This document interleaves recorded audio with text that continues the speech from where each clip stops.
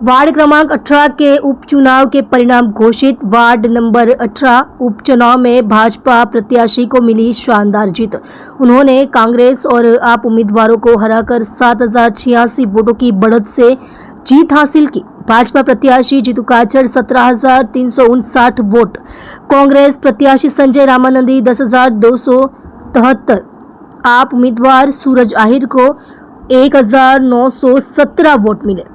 आप देख रहे हो AK24 न्यूज संपादक वेद प्रकाश पांडे के साथ।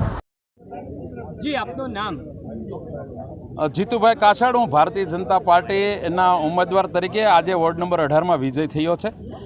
વોર્ડ નંબર 18ના ઇલેક્શનની અંદર ગુજરાત પ્રદેશના અધ્યક્ષ અને જળશક્તિ મંત્રી આદરણીય શ્રી CR પાટીલના સાહેબના માર્ગદર્શન હેઠળ અને સુરત શહેરના અધ્યક્ષ નિરંજનભાઈ ઝાંઝમેરા અને સુરત શહેરના સંગઠનથી લઈને અમારા દરેક બૂથ લેવલના કાર્યકર્તા આ ચૂંટણીના મેદાનમાં હતા અને ભારતીય જનતા પાર્ટીનો 7,086 વોટથી વિજય થયો છે અને આનો સંપૂર્ણ શ્રેય હું ભારતીય જનતા પાર્ટીના કાર્યકર્તાઓ અને વોર્ડ નંબરના 18ના મતદારોને આપું છું। કેવી રીતે મહેનત કરવામાં આવી હતી અને શું કામગીરી કરશો?